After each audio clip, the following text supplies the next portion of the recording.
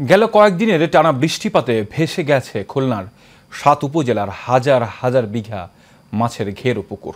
এতে সাদা মাছ, চিংড়ি ও পোনা সহ মৎস্য খাতে ক্ষতি হয়েছে ২৬২ কোটি ৪৩ লাখ টাকা। সবচেয়ে বেশি ক্ষতির মুখে পড়েছে ডুমুরিয়া উপজেলার চাষিরা। মাছ ভেসে যাওয়ায় একেবারেই নিঃস্ব হয়ে পড়েছে মালিকরা। জেলা মৎস্য অধিদপ্তর বলছে, ক্ষতিগ্রস্ত চাষিদের সরকারিভাবে সহযোগিতার চেষ্টা করা হচ্ছে। খুলনা থেকে বাবুল আক্তারের রিপোর্ট।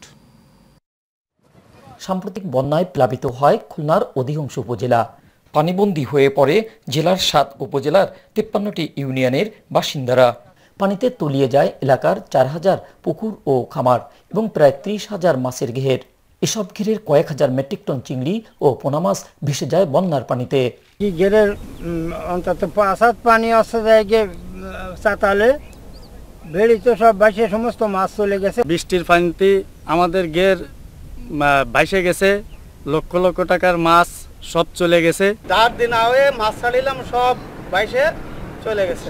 জেলার ৭ উপজেলায় মৎস্য খাতে ক্ষতির পরিমাণ ২৬২ কোটি ৪৩ লাখ টাকা। মাছের ঘের ভেসে যাওয়ায় এখন নিঃস্ব এসব মাছ চাষিরা। এখন আমরা নিঃস্ব হয়ে গেছি, আমাকে কোনো উপায় নাই। এখন আমাদের হচ্ছে মরে যাওয়া ছাড়া আর কোনো উপায় নাই। বৃষ্টির পানিতে তলিয়ে যায়, আমরা নিঃস্ব হয়ে গেছি, আমাদের আর বাঁচে থাকা কোনো পথ নাই। ঋণ করে আমরা মাছ ছেড়েছি, আমাদের সর্বশেষ সব শান্ত হয়ে গেছে।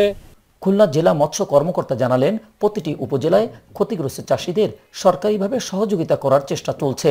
অতিবৃষ্টির জনিত কারণে আমাদের খুলনা জেলায় যে ৯টি উপজেলা আছে, এই ৯টি উপজেলায় আমাদের ২৬২ কোটি ২৩ লক্ষ টাকার প্রাথমিক ক্ষয়ক্ষতির আমাদের একটা তালিকা পাওয়া গেছে। আমরা এই ক্ষয়ক্ষতিগ্রস্ত চাষিদের তালিকা প্রস্তুত করেছি এবং এটি ঊর্ধ্বতন কর্তৃপক্ষের নিকট আমাদের প্রেরণ করা হয়েছে। আমরা আশা রাখি এখান থেকে আমাদের চিংড়ির চাষিদের উপকারের জন্য কিছু আমাদের আর্থিক সহায়তা আমরা পেতে পারি, এই আশা আমরা রাখি। টানা বর্ষার কারণে ক্ষতি পুষিয়ে উঠতে অনেক দুর্ভোগ পোহাতে হবে মৎস্য চাষিদের। তবে সরকারের পৃষ্ঠপোষকতা পেলে আবারও তারা মাথা তুলে দাঁড়াতে পারবেন, এমনটাই প্রত্যাশা খুলনাবাসীর। Babul Akter, Asian television, Khulna.